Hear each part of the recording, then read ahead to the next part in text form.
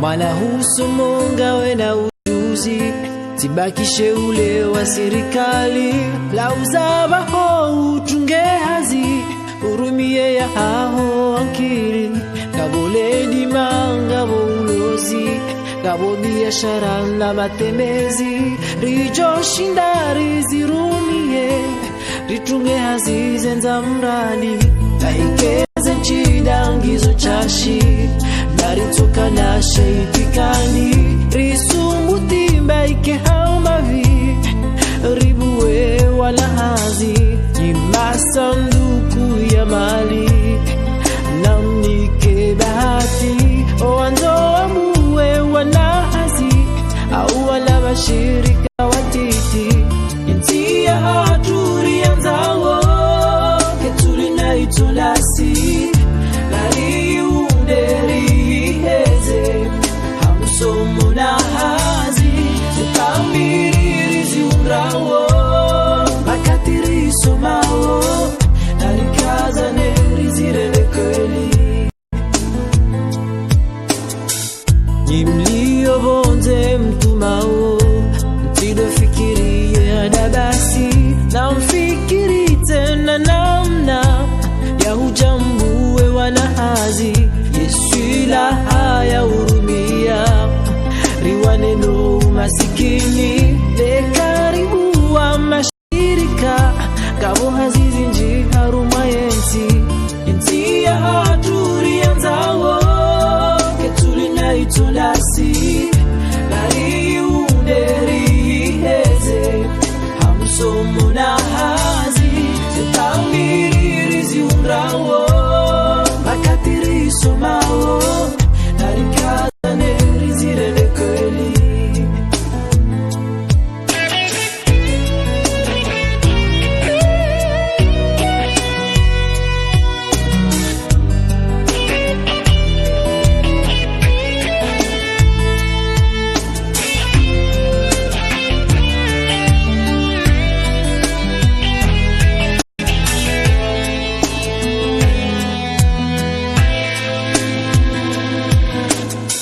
Sirikali bao sailisha, masharuti ya umuwahazi. Zenyu shuru zike hau wangu, mashirika ya shinde ya yeshi.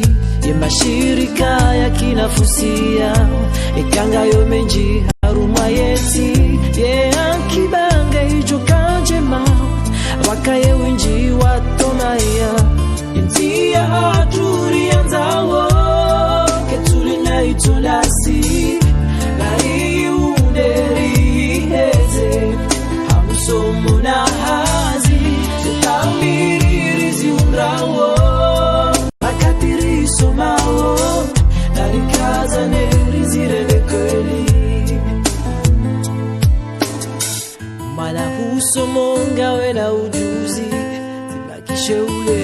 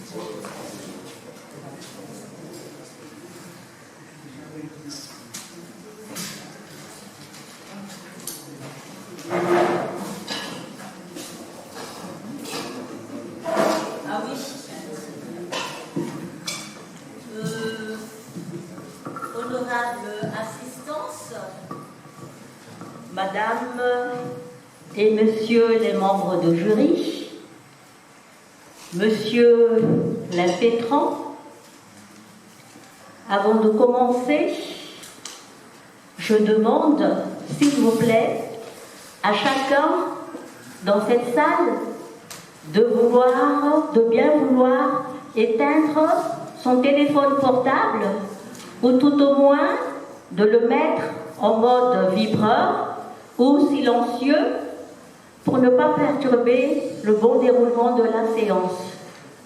Je vous en remercie. Et oui.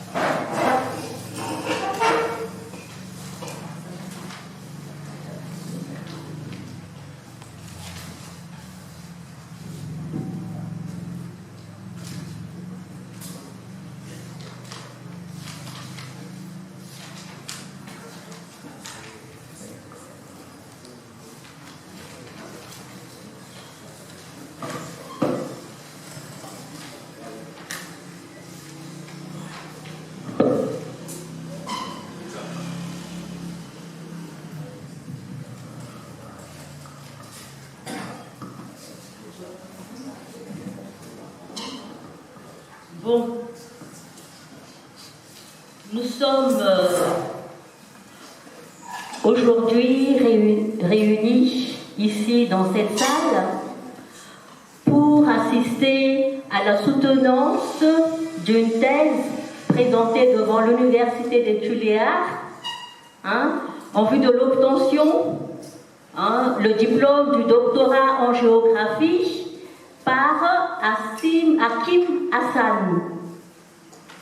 Pour son travail, le candidat a pris comme toile de fond de ses études contribution géographique à l'étude des stratégies de développement durable de la pêche en Union des Comores, le cas d'Anjouan, sous les directions respectives de Madame la professeure Ramiarson Claudine, DGRS, directeur général de la recherche scientifique au ministère de l'enseignement supérieur et de la recherche scientifique, géographe, et du professeur Monsieur Ramangasalama Ndianza de l'Université de Tuléar.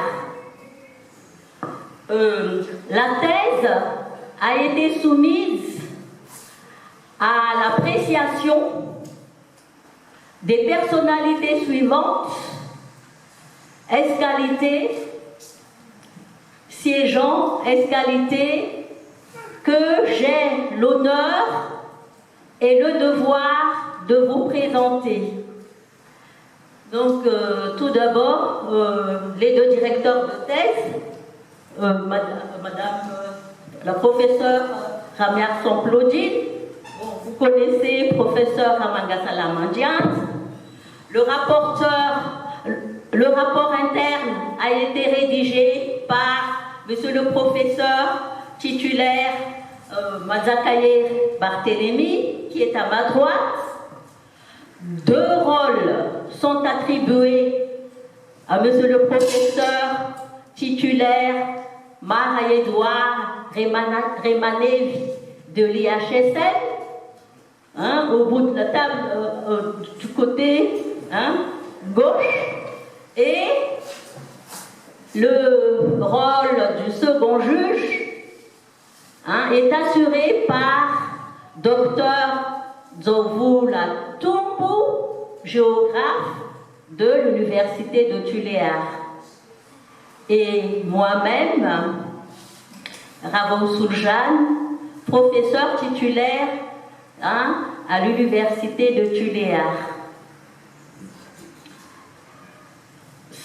Ceci dit, comme de tradition, la première parole revient toujours à Alain Pétran, afin qu'il puisse nous présenter succinctement ses recherches, d'en exposer les tenants et aboutissants et de nous faire part des difficultés rencontrées lors de l'élaboration de ce travail pour une durée de 20 à 30 minutes.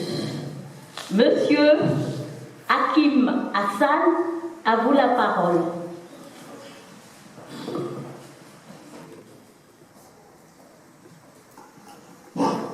Merci Madame la Présidente de nous avoir donné la parole.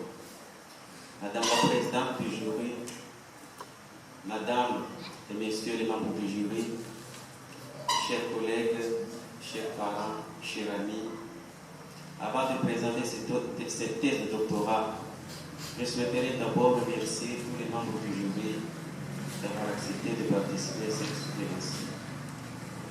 Je tiens également à remercier profondément les professeurs Ramala Salam Andrianza et Emerson Blodi, et aussi Ravaousou Moujan pour leur soutien pendant la rédaction de cette thèse.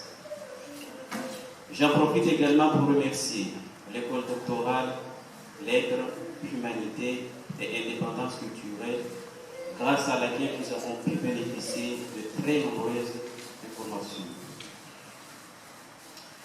Enfin, je remercie le public ici présent pour leur soutien moral. Mesdames et messieurs, aujourd'hui nous allons comprendre comment nous pouvons accompagner la pêche comorienne aux objectifs du développement durable. Pour le dire rapidement, notre thèse porte sur les stratégies de développement durable de la pêche aérienne du Congo. Le cas d'un jour, c'est-à-dire sur la planification de la pêche, alignée successivement sur les axes prioritaires de plusieurs stratégies nationales de développement, dont la stratégie de croissance et de réduction de la pauvreté 2009-2014. Je rappelle que depuis le sommet de la Terre de Rio en 1992, la notion de développement durable est devenue une préoccupation mondiale. Tous les pays, et parmi eux, l'Union des Comores, à l'époque, la République fédérale islamique des Comores, ont été conviés à développer des stratégies nationales inspirées du modèle de Rio. Je précise que le sommet de la Terre présente un modèle de développement qui combine à la fois la croissance économique et la préservation de la biodiversité sans pourtant perturber nos modes de vie et les économies. Son objectif est de répondre aux besoins des générations du présent sans toutefois compromettre la capacité des générations futures à répondre à leurs propres besoins. À propos de la pêche, il s'agit de créer des emplois par la pêche, de lutter contre l'insécurité alimentaire et la pauvreté par la pêche. Il s'agit aussi de pêcher et de manger durablement du poisson. En réalité, notre étude ne débute pas sur m'a parlé en 1992 et ne s'arrête pas là non plus. Cette date est simplement symbolique, car elle apparaît régulièrement dans les articulations qui structurent cette thèse. Cette étude sur la pêche durable et du Comores tourne autour des questions économiques, sociales, culturelles, politiques et environnementales, souvent appelées par les spécialistes dimensions du développement durable. Précisément, elle a cherché à évaluer le degré d'interdépendance de ces 5 dimensions en région, car les difficultés principales du développement durable à l'île de Comores résident dans le niveau de compatibilité de ces dimensions. Mesdames et messieurs, jusque-là, nous comprenons que la production et la consommation durable des ressources halieutiques sont des finalités mondiales, car l'objectif du sommet de Rio était d'inciter les 173 pays participants à développer des stratégies nationales pour la protection et l'utilisation de la biodiversité dans les ressources halieutiques. Alors, il en ressort que tout projet, c'est-à-dire toute planification relative à la pêche, nécessite la concertation de plusieurs grandeurs, c'est-à-dire de plusieurs dimensions, à la fois économiques, sociales, culturelles, éthiques et aussi une gouvernance viable. À l'île de Comores, toutes ces dimensions sont difficilement conciliables. La planification de la pêche, axée dans plusieurs stratégies de développement et bénéficiant des efforts financiers et techniques, résultant des accords de partenariat de pêche, n'arrive toujours pas à améliorer la production, à limiter la destruction de la mer et de ses ressources, ni à réduire la vulnérabilité des pêcheurs. Dans cette situation, le programme national d'adaptation au changement climatique, publié par le ministère comorien du développement rural, de la pêche et de l'artisanat, prévoyait qu'en 2025, la capacité reproductive de plusieurs pêcheries comoriennes serait autour de 40% si rien n'était fait. En 2014, l'École nationale des pêches de Mironcy publie à son tour un catalogue montrant la disparition de certaines espèces de poissons et la rareté d'autres variétés dans les zones journalises en particulier et comoriennes en général. Alors, qu'est-ce que l'on peut faire face à ce problème? Mesdames et messieurs, répondre à cette question était l'objectif de ma thèse, c'est-à-dire cela où ma thèse avait sens. Pour ce faire, je me suis intéressé au rôle que peut jouer la culture, l'économie, le social, l'environnement et surtout la bonne gouvernance sur les stratégies de développement durable de la pêche en un jour particulier. Je me suis également intéressé à la bonne manière de faire protéger la ressource par le pêcheur lui-même.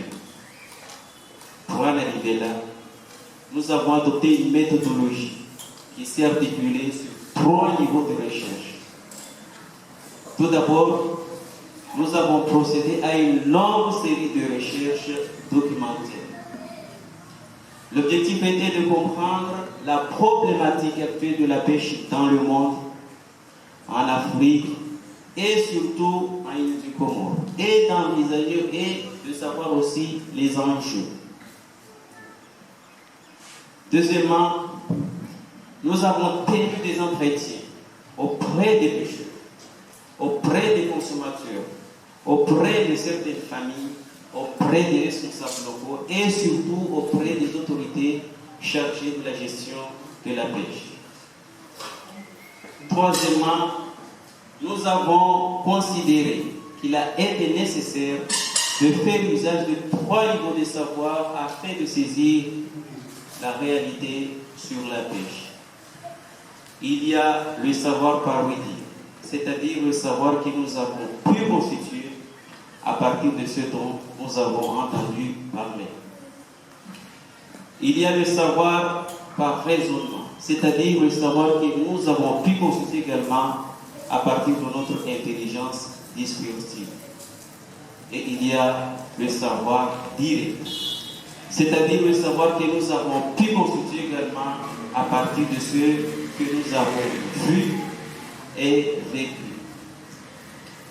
Ces 3 savoirs nous ont permis d'aborder la problématique actuelle de la pêche en île de Comores et d'envisager des solutions pour une pêche durable, en particulier en juin. En tout cas, ces démarches nous ont permis de faire un certain nombre de constats. Appauvrissement de l'indice de taille et de variabilité dans les prises des barrières, tensions, conflits et indices de corruption dans les organisations des pêcheurs et dans les services chargés de la gestion des ressources halieutiques. Conflit entre certaines communautés de pêcheurs du fait de l'usage de certains nombres de filets à petite maille et d'engins explosifs. Augmentation régulière des prix du poisson qui limite significativement la consommation. Disparition de certaines espèces de poissons et rareté d'autres variétés dans les zones joannaises en particulier. Voilà les signes qui concernent l'échec de ces diverses stratégies, pourtant censées générer des emplois et destinées à lutter contre la pauvreté et la vulnérabilité chez les communautés de pêcheurs en particulier. Alors, comment faire face à ce problème? Pour répondre à cette question, nous avons compris que la politique économique de la pêche durable et du Comores doit résider dans un certain nombre de moyens bien définis afin d'atteindre les objectifs du développement durable. C'est-à-dire générer des emplois par la pêche afin d'enrichir le pêcheur par son activité et manger aussi du poisson d'une façon durable. Premièrement, pour rejoindre les vues de Christian Gagne et d'Arnold Diemer, notre thèse propose une gestion intégrée qui incite le pêcheur à protéger la ressource sans aucune pression politique. C'est-à-dire que la gestion des ressources halieutiques et des Comores doit converger en premier vers le pêcheur, mais qu'il puisse garder les principes de transmission de son activité aux générations futures.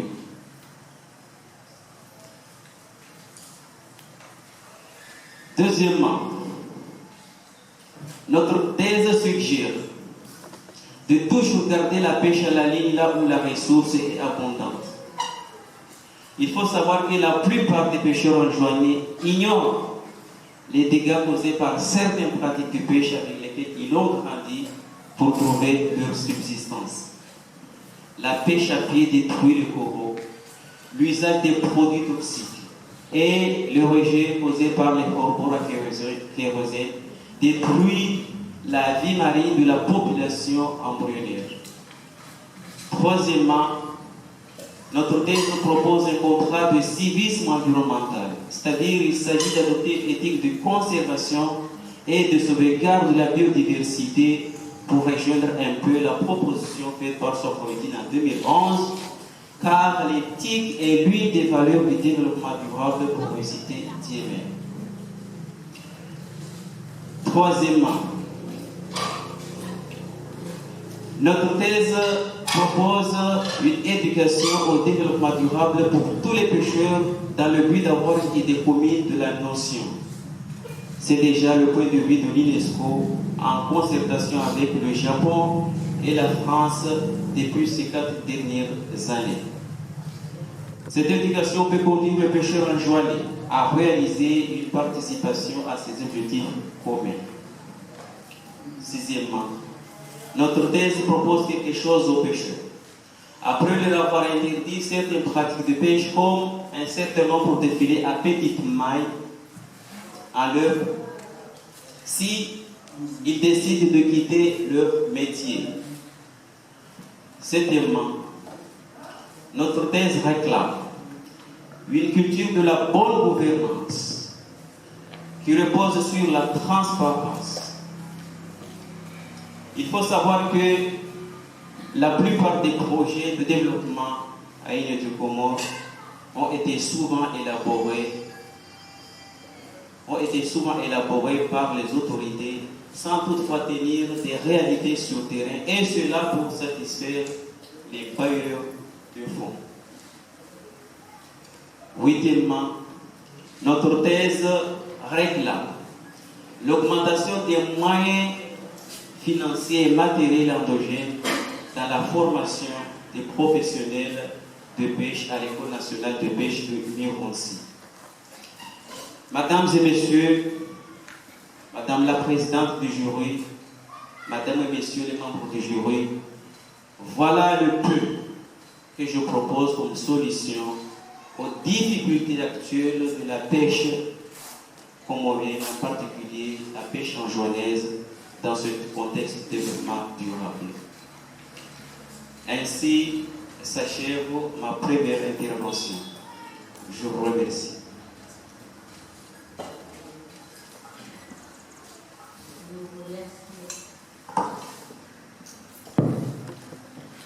Bon, nous remercions Hakim Hassan de son exposé clair qui nous a permis de découvrir le contenu de ses recherches.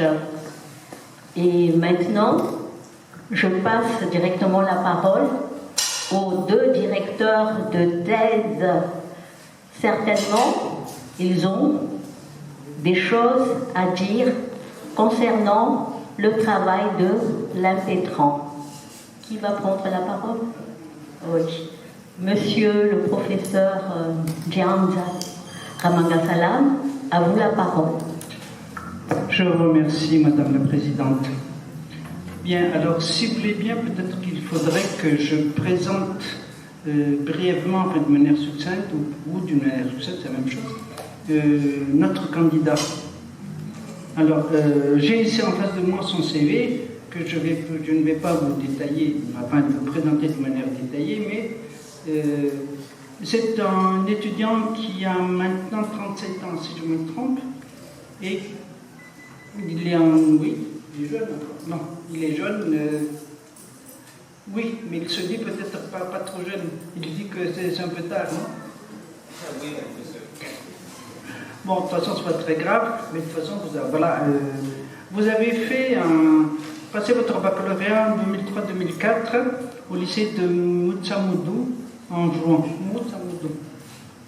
Ensuite, vous avez fait vos études de licence à l'Université de Tuléar jusqu'en 2007, le diplôme que vous avez obtenu en 2007. Et ensuite, vous avez passé une maîtrise en géographie à l'Université de Tuléar en 2008-2009 et ensuite un DEA de géographie à l'Université de Tuléar en 2010-2011. Alors, vous avez évidemment travaillé un peu plus, travaillé par la suite pendant vos études, en participant à un certain nombre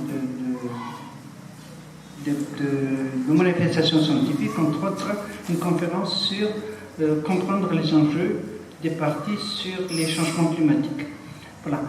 Je voulais également vous dire que vous avez commencé votre thèse, pas vous dire, mais dire au public, que vous avez commencé votre thèse d'abord sous la direction de feu Dr François Rizzella, qui donc vous a commencé à vous diriger et par la suite, qui n'a pas pu, du fait de son état de santé, continuer à le faire.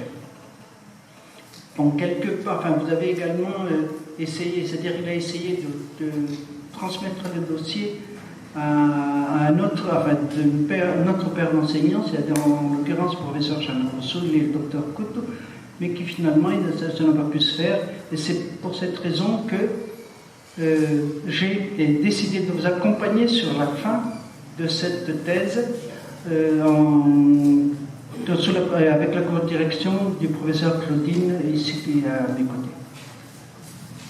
Voilà, donc notre impétrant, et il a mis dans son CV quand même un petit mot en disant qu'il est orienté vers une vision partagée d'une société durable et désirable pour toute l'humanité, aux autres espèces, aux générations futures. C'est-à-dire quelque chose que vous avez trouvé. Vous avez pris ça comme mot pour introduire votre CV. Maintenant, je vais vous parler de votre thèse.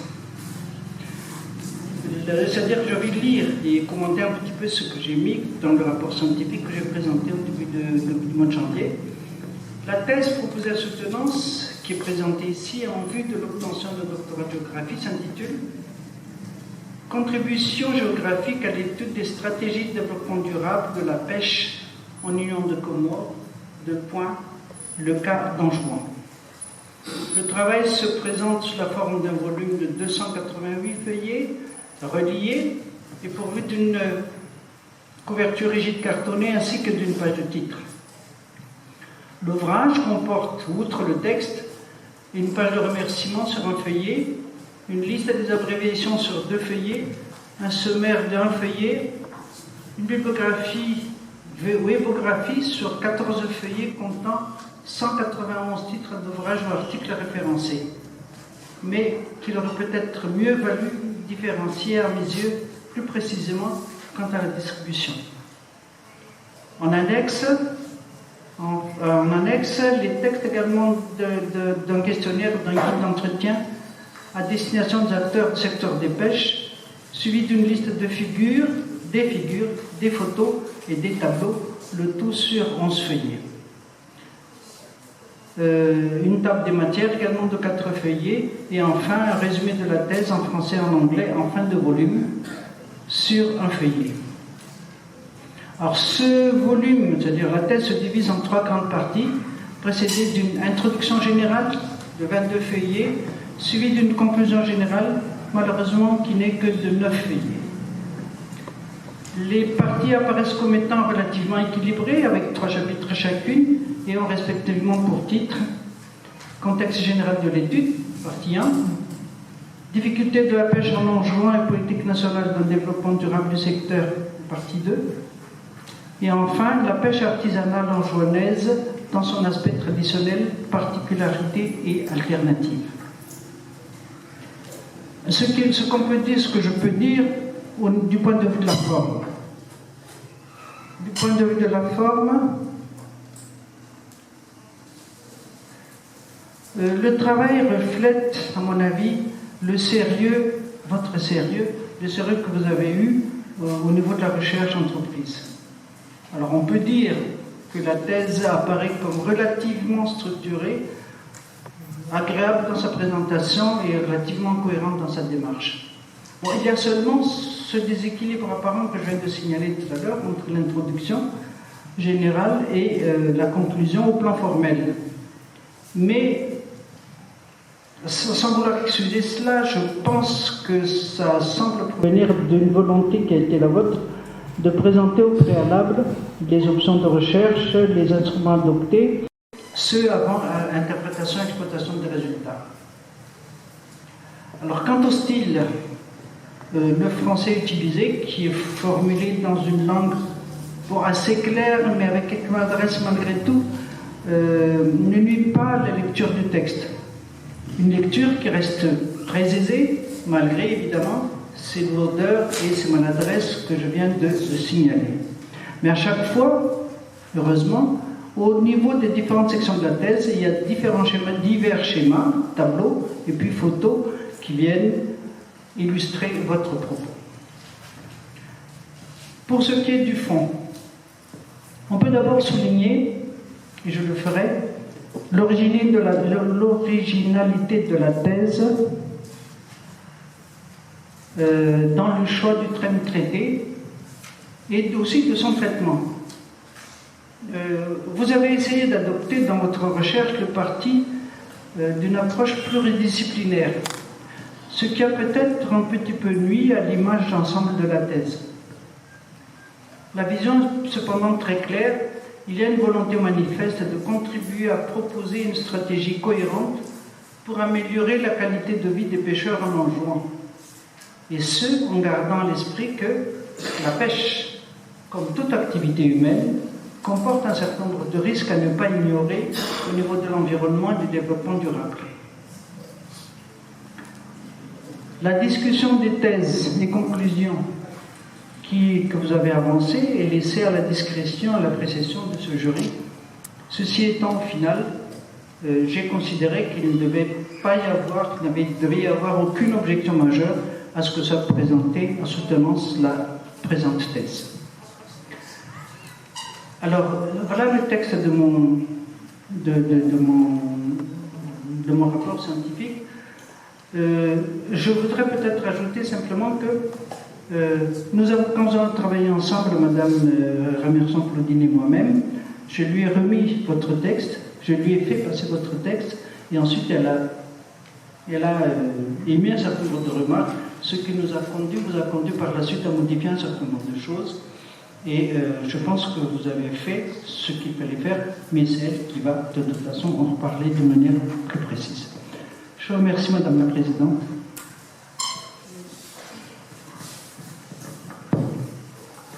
Merci, Monsieur le directeur, le premier directeur, le directeur de thèse, de votre rapport relatif au travail de Monsieur Hakim Hassan. Et maintenant, nous allons écouter Madame le professeur Ramerson-Claudine, qui est toujours directeur de thèse. À vous la parole. Merci beaucoup, Madame la Présidente. Messieurs les membres du jury, cher Hakim Hassan,